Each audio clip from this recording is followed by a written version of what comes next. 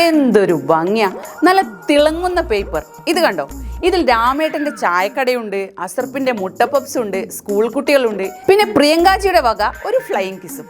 വയനാട്ടിലെ ദുരന്ത ബാധിതർക്ക് ഇതിലും വലുത് വേറെ എന്ത് വേണം?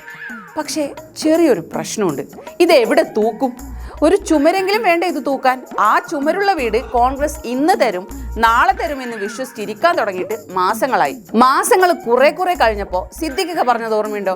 ഡിസംബർ 28 എന്ന് പറഞ്ഞ ഒരു ദിവസം ഉണ്ടെങ്കിൽ, അതായത് കോൺഗ്രസിന്റെ സ്ഥാപക ദിനമായ ഡിസംബർ 28, അന്ന് കുറ്റിയടിക്കുമെന്ന്. ഇന്ന് ഡിസംബർ 28 കുറ്റി പോയിട്ട് ഒരാണി പോലും ഇല്ല. അങ്ങനെ എത്ര മാസങ്ങൾ.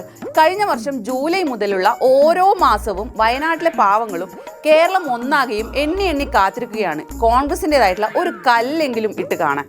സ്വന്തം പാർട്ടിയോട് ഒരു തരെയെങ്കിലും സ്നേഹം ഉണ്ടായിരുന്നെങ്കിൽ അതിന്റെ ജന്മദിനത്തിൽ പോലും ഇമാതിരി ഉടായിപ്പോയിട്ട് നിങ്ങൾ ഇറങ്ങരുതായിരുന്നു. KPCC വക 100 വീട്, രാഹുൽ ഗാന്ധി വക 100 വീട്, പോരാത്തതിന് യൂത്ത് കോൺഗ്രസിന്റെ വക 30, മൊത്തം 230 വീട്. പണം പിരിക്കാൻ ആപ്പ് വരെ ഉണ്ടാക്കി. കോടികൾ ആ അക്കൗണ്ടിലേക്ക് ഒഴുകി. സംഘടനയ്ക്കുള്ളിൽ തന്നെ അടി തുടങ്ങി.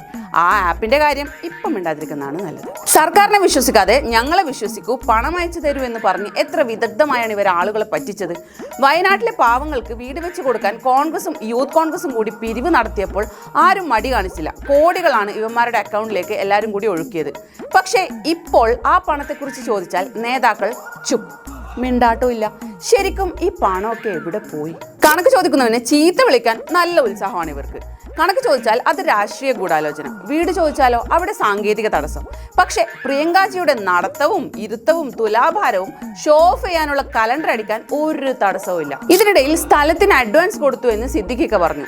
സതീശൻജി വന്നപ്പോൾ പറയുന്നു 3 സ്ഥലം ഓൾറെഡി കയ്യിലുണ്ടെന്ന്. ഇതിലേതാണാവോ സത്യം? പിന്നെ സ്ഥലം എടുത്തിട്ടുണ്ടെന്ന് പറയുന്നത് ചിലപ്പോൾ ശരിയായിരിക്കും, പക്ഷേ അത് കൽപ്പറ്റയിലോ മുണ്ടക്കയിലോ അല്ല, അത് കോൺഗ്രസ് നേതാക്കളുടെ നുണക്കോട്ടയ്ക്കുള്ളിലാണ്. സിദ്ദിഖ് ഒരു വശത്ത് കുറ്റിയടിക്കുന്നു, സതീശൻജി മറുവശത്ത് നിയമപ്രശ്നം തിരയുന്നു. തെരഞ്ഞെടുപ്പ് വന്നപ്പോൾ നട്ടാൽ മുളയ്ക്കാത്ത നുണകൾ പറഞ്ഞ് വയനാടൻ ചുരം കയറി വന്ന ഈ വിരുന്നുകാർ കരുതുന്നത് ഇവിടെയുള്ളവർക്കൊന്നും വിവരമില്ലെന്നാണോ? പോരാത്തതിന് സർക്കാർ സ്ഥലം കൊടുക്കണമെന്ന വിചിത്രമായ ഡിമാൻഡ് വേറെ. പൈസ നിങ്ങൾക്ക്, ക്രെഡിറ്റും നിങ്ങൾക്ക്, പക്ഷേ അതിന് പണിയെടുക്കേണ്ടത് സർക്കാർ അല്ലേ? നന്നായിട്ടുണ്ട്. പ്രിയപ്പെട്ട വയനാട്ടുകാരെ, ഏതെങ്കിലും കോൺഗ്രസ് നേതാവ് സ്ഥലം എടുത്തതിന്റെ ഒരു രേഖയെങ്കിലും നിങ്ങളെ കാണിച്ചിട്ടുണ്ടോ? ഇല്ല. കാരണം തെരഞ്ഞെടുപ്പ് കഴിയുന്നത് വരെ പറയാൻ കുറെ ഗിമ്മിക്കുകളും നാടകങ്ങളും മാത്രമാണ് ഇവരുടെ കൈവശമുള്ളത്. അതേസമയം ഇവർ വിശ്വസിക്കരുതെന്ന് പറഞ്ഞ കേരള സർക്കാർ നിർമ്മിച്ചു നൽകുന്ന 400 വീടുകളുടെ പ്രവൃത്തികൾ അന്തിമഘട്ടത്തിലാണ്. എല്ലാ സൗകര്യങ്ങളുമുള്ള ടൗൺഷിപ്പാണ് അവിടെ ഉയരുന്നത്. ആക്രി ശേഖരിച്ച് വിറ്റ് DYFI മുഖ്യമന്ത്രിക്ക് കൈമാറിയത് 20 കോടി രൂപയാണ്. അങ്ങനെ പറഞ്ഞ വാക്കുകൾ പാലിച്ചു. വയനാട്ടിലെ പാവങ്ങളെ ഇവർ കൈവിട്ടില്ല. കോൺഗ്രസ് എത്രയൊക്കെ നുണക്കോട്ടകൾ കെട്ടിയാലും കുപ്രചരണങ്ങൾ നടത്തിയാലും പറ്റിച്ചാലും സർക്കാർ ചെയ്യുമെന്ന് പറഞ്ഞത് അവർ ചെയ്യുന്നുണ്ട്. എന്നാലും പ്രിയങ്കാജിയുടെ കരുതലാണ് കരുതൽ. ജനങ്ങൾക്ക് കിടന്നുറങ്ങാൻ വീട് വേണ്ട, പക്ഷേ ഇവർ കല്ലിടും എന്ന് പറയുന്ന തീയതി നോക്കാൻ കലണ്ടർ മതിയെന്നാണ് പ്രിയങ്കാജിയുടെ കണ്ടെത്തൽ. LDF സർക്കാർ വീട് കൊടുക്കുമ്പോൾ അതിന്റെ ഭിത്തിയിലടിക്കാൻ കോൺഗ്രസ് വക ആണി സൗജന്യമായി കിട്ടുമായിരിക്കും. വല്ലാത്തൊരു വികസനം തന്നെ.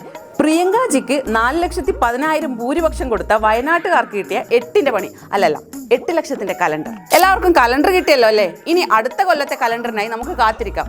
അതിലൊരു പക്ഷേ പണി തീരാത്ത വീടിന്റെ സ്കെച്ച് ഫോട്ടോയായി വന്നേക്കാം. വീട് വിൽ ഡെഫിനറ്റ്ലി കം, പക്ഷേ എന്നാണെന്ന് മാത്രം ചോദിക്കരുത്.